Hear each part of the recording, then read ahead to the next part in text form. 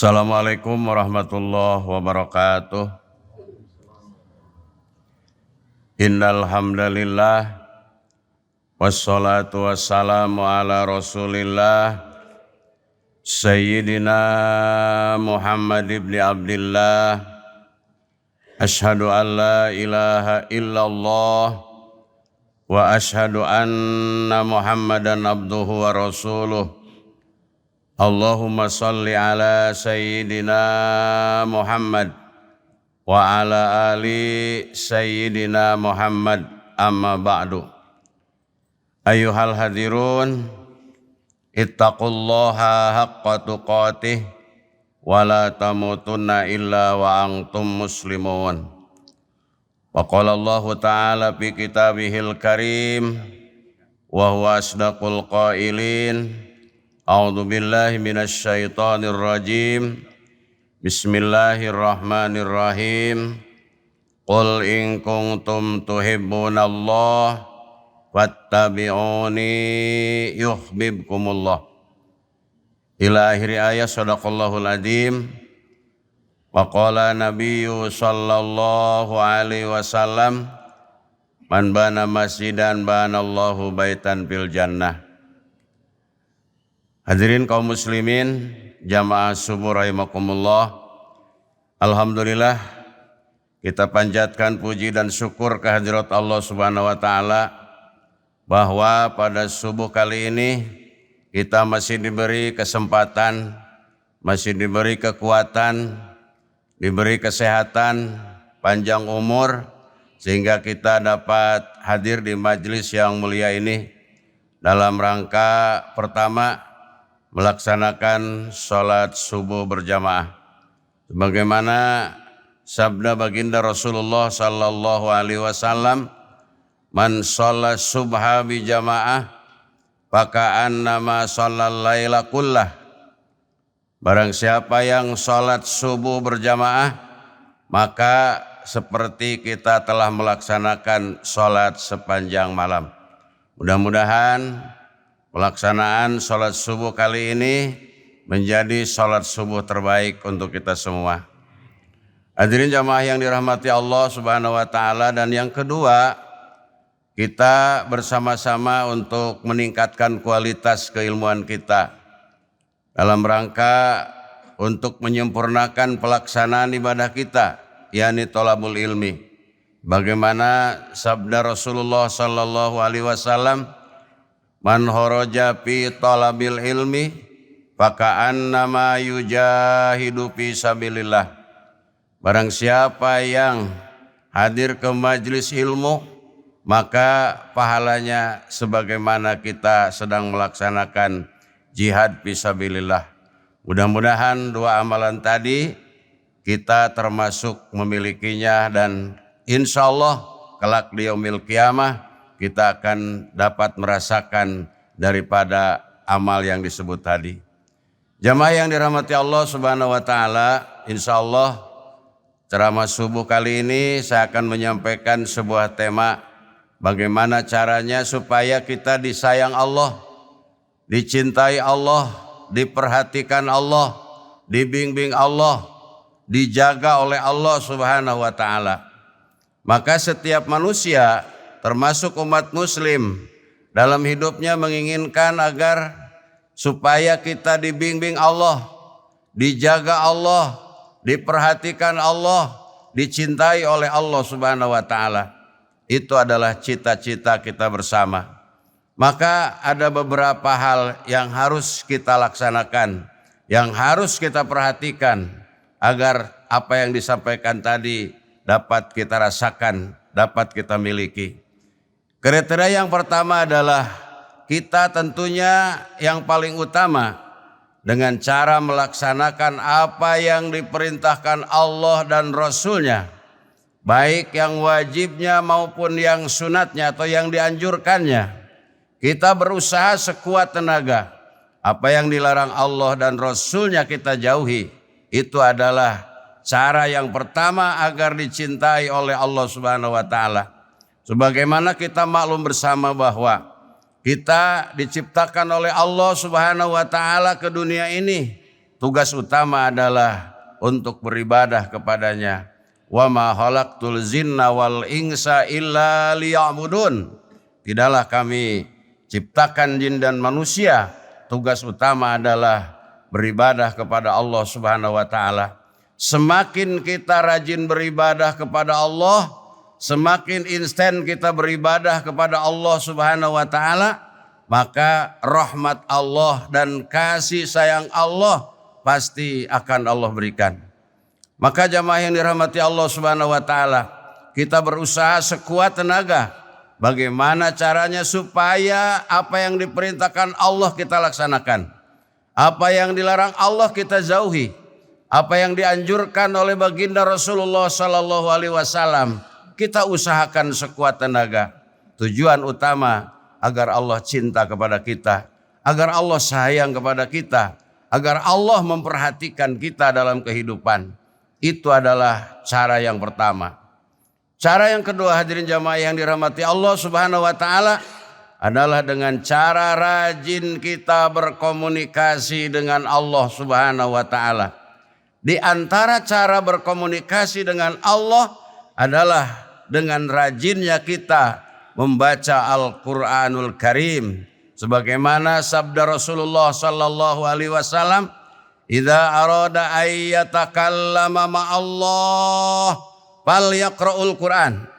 Apabila kalian ingin berdialog dengan Allah, ingin berbicara dengan Allah, beraudensi dengan Allah, berkomunikasi dengan Allah Subhanahu wa taala, falyaqra'ul Qur'an, maka baca Quran.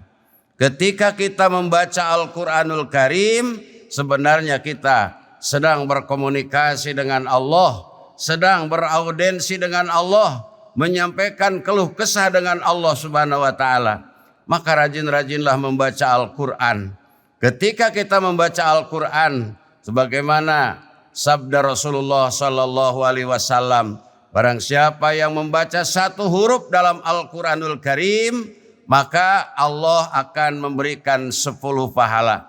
Tidaklah dia membaca alif lam mim satu huruf, sebenarnya dia telah membaca 3 huruf, maka 30 pahala akan insya Allah Allah berikan kepada kita. Maka hadirin jamaah yang dirahmati Allah Subhanahu wa taala, rajinlah membaca Al-Qur'an, rajin belajar Al-Qur'an, rajin memahami isi kandungan Al-Qur'an, dan yang paling penting adalah mengamalkan isi Al-Qur'an. Maka ketika kita dekat dengan Allah, kita sering berkomunikasi dengan Allah Subhanahu wa taala, maka insya Allah pasti Allah akan cinta kepada kita, pasti Allah akan sayang kepada kita, pasti Allah akan memperhatikan kita. Maka jamaah yang dirahmati Allah Subhanahu wa taala, Rasulullah sallallahu alaihi wasallam juga menyampaikan pesan, khairukum man ta'allamal Qur'an wa 'allamah. Sebaik-baiknya manusia adalah manusia yang mau mengajarkan Al-Qur'an dan mau belajar Al-Qur'anul Karim. Maka ini adalah hal yang amat sangat penting dalam kehidupan kita agar kita dicintai dan disayang oleh Allah Subhanahu wa taala. Itu langkah yang kedua. Hadirin jamaah yang dirahmati Allah, langkah ketiga agar kita disayang Allah Subhanahu wa taala adalah rajin-rajinlah berkunjung ke rumah Allah Subhanahu wa taala. Di mana rumah Allah? Rumah Allah di muka bumi adalah masjid. Orang yang rajin ke masjid untuk melaksanakan sholat berjamaah, jangan kecil hati, pasti rahmat Allah itu akan datang. Orang yang senantiasa berkunjung ke rumah Allah pasti akan dijaga oleh Allah Subhanahu wa taala. Orang yang rajin sholat berjamaah di masjid pasti akan diperhatikan oleh Allah Subhanahu wa taala. Sebagaimana sabda Rasulullah sallallahu alaihi wasallam, "Man bana masjidan banallahu baitan fil jannah."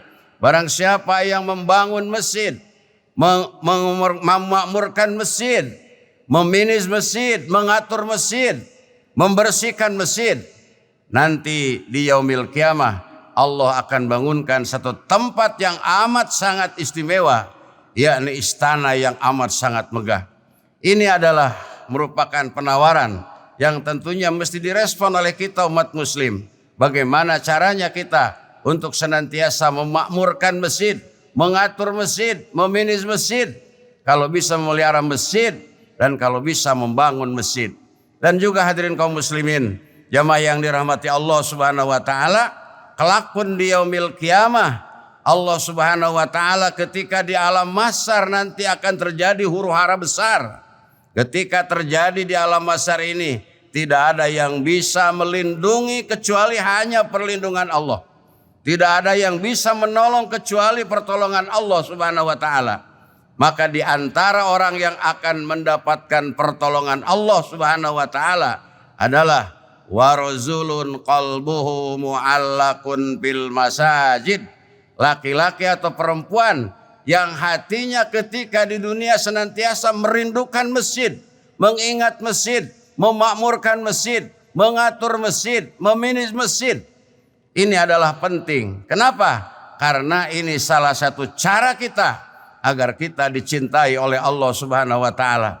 Barangkali masjid yang amat sangat megah ini, bapak-bapak ibu yang hadir pada saat ini, ada yang dari jauh hadir ke majelis ini, tujuannya adalah mu'allaqun bil masajid, karena rindu dan ingin melihat salah satu keindahan dan kekuasaan Allah Subhanahu wa taala dan menginginkan untuk memakmurkan masjid dan hati kita senantiasa merindukan ke masjid.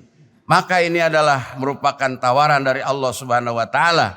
Mesti kita respon supaya kita disayang Allah dan dicintai oleh Allah Subhanahu wa taala. Itu langkah yang ketiga. Langkah yang keempat, agar kita dicintai oleh Allah Subhanahu wa taala, sebagaimana Allah berfirman dalam salah satu ayatnya, "Qul in kuntum tuhibbunallah fattabi'uni yuhibbukumullah." Kalau kita ingin dicintai oleh Allah Subhanahu wa taala, maka cintai orang yang dicintai oleh Allah Subhanahu wa taala. Siapa orang yang dicintai Allah? Siapa orang yang disayang Allah? Siapa orang yang dipilih oleh Allah Subhanahu wa taala? Di antaranya adalah baginda Rasulullah sallallahu alaihi wasallam. Bagaimana cara mencintai baginda Rasulullah sallallahu alaihi wasallam? Langkah yang pertama adalah rajin-rajinlah membaca sholawat kepada baginda Rasulullah sallallahu alaihi wasallam. Sebagaimana Rasul mengatakan, "Man shalla alayya sallallahu biha asron." Barang siapa yang membaca sholawat satu kali saja, maka Allah akan memberikan kebaikan 10. Barang siapa yang membaca sholawat satu kali, Allah akan menghapus dosa 10. Barang siapa yang membaca sholawat satu kali, maka Allah akan mengangkat derajat 10 derajat. Ini adalah keistimewaan yang Allah berikan kepada umat muslim. Salah satu bukti kita cinta kepada baginda Rasulullah sallallahu alaihi wasallam. Maka salah satu ibadah yang diperintahkan oleh Allah Subhanahu wa taala, yang dimana setiap ibadah Allah tidak melaksanakannya. Ketika Allah memerintahkan salat, maka Allah tidak salat. Ketika Allah memerintahkan zakat, Allah tidak zakat. Ketika Allah memerintahkan supaya bersatu umat manusia ini, Allah tidak melaksanakannya. Tapi salah satu ibadah yang diperintahkan oleh Allah Subhanahu wa taala dan Allah sendiri melaksanakannya adalah membaca sholawat kepada baginda Rasulullah sallallahu alaihi wasallam. Innallaha wa malaikatahu yusalluna 'alan nabi ya ayyuhalladzina amanu sallu alaihi wa sallimu taslima. Allah dan para malaikat membaca sholawat kepada baginda Rasulullah sallallahu alaihi wasallam, maka kita selaku umatnya pun adalah lebih khusus lagi. Perbanyaklah membaca sholawat kepada beliau. Maka sholawat ini ada yang wajib, ada yang sunnah. Yang wajib adalah ketika khatib menyampaikan khutbah Jumat, maka membaca sholawat adalah wajib. Barang siapa yang menjadi khatib, dia tidak membaca sholawat, maka khutbahnya tidak sah. Karena salah satu rukun khutbah diantaranya adalah membaca sholawat kepada baginda Rasulullah sallallahu alaihi wasallam. Dan yang kedua adalah sholawat yang diwajibkan oleh Allah Subhanahu wa taala adalah ketika kita melaksanakan sholat dalam tasyahud akhir itu adalah membaca sholawat kepada baginda Rasul merupakan kewajiban. Karena tasyahud akhir dalam sholat adalah merupakan rukun sholat. Maka ketika orang melaksanakan sholat pada tasyahud akhir tidak membaca sholawat kepada baginda Rasulullah SAW, maka sholatnya tidak sah. Maka sholawat di luar itu adalah, mungkin sebagian ada yang mengatakan disunnahkan. Redaksi sholawatnya silahkan sesuai dengan keyakinannya masing-masing. Minimal Allahumma salli ala Muhammad wa ala ali Muhammad. Allahumma salli ala Muhammad wa ala ali Muhammad. Maka hadirin jamaah yang dirahmati Allah Subhanahu wa taala, ciri cinta kita kepada baginda Rasul adalah diantaranya dengan cara mengikuti atau sering atau rajin membaca sholawat kepada baginda Rasulullah Sallallahu Alaihi Wasallam. Dan yang kedua adalah bukti cinta kita kepada baginda Rasul dengan cara kita melaksanakan, dengan cara kita rajin-rajin mengikuti sunnah-sunnah Rasulullah Sallallahu Alaihi Wasallam. Di antara sunnah Rasulullah yaitu sholat berjamaah bagi kaum muslimin adalah dicontohkan oleh baginda Rasulullah Sallallahu Alaihi Wasallam. Rasul tidak pernah meninggalkan sholat berjamaah. Dianjurkan bagi muslim melaksanakan sholat berjamaah di masjid karena itu adalah contoh yang dicontohkan oleh baginda Rasulullah Sallallahu Alaihi Wasallam. Dan bagi muslimat pun tidak dilarang untuk bersama-sama melaksanakan sholat berjamaah. Itu adalah sunnah Rasulullah Sallallahu Alaihi Wasallam. Ikuti sunnah Rasul sesuai dengan tentunya dengan kemampuan kita masing-masing. Salah satu bukti kita cinta kepada baginda Rasulullah Sallallahu Alaihi Wasallam. Rasul sudah tidak ada. Bagaimana bukti kita? Ada warisan Rasulullah Sallallahu Alaihi Wasallam. Apa warisan Rasulullah Sallallahu Alaihi Wasallam? Di antaranya adalah al ulama warasatul anbiya. Ulama adalah pewaris para nabi. Maka dekati ulama, minta nasihat ulama, cintai para ulama. Jangan sampai umat muslim ini tidak cinta kepada para ulama, tidak sayang kepada para ulama, tidak pernah membuktikan rasa cintanya kepada para ulama, tidak pernah mendengarkan nasihat-nasihat para ulama. Amat sangat bahaya bagi orang Islam yang meninggalkan nasihat para ulama, nasihat agama ini. Sebagaimana sabda Rasulullah Sallallahu Alaihi Wasallam, sayati zamanun ala ummati yafiruna minal ulama'i wal fuqaha. Maka nanti pada satu saat akan datang satu masa di mana umat Islam ini sudah tidak lagi mendengar nasihat ulama, sudah lagi tidak mendengar bimbingan para ulama, bimbingan nasihat-nasihat agama. Maka ada 3 ujian yang akan Allah berikan. Yang pertama, yarfa'illahu al-barakatu min kasbihim. Allah akan cabut pada dirinya adalah keberkahan dalam hidupnya. Hidupnya tidak akan berkah. Walaupun umurnya panjang, tapi panjang umur tidak dipakai ibadah kepada Allah, berarti umurnya tidak berkah. Hartanya melimpah ruah, tapi hartanya tidak digunakan untuk beribadah kepada Allah, berarti hartanya tidak berkah.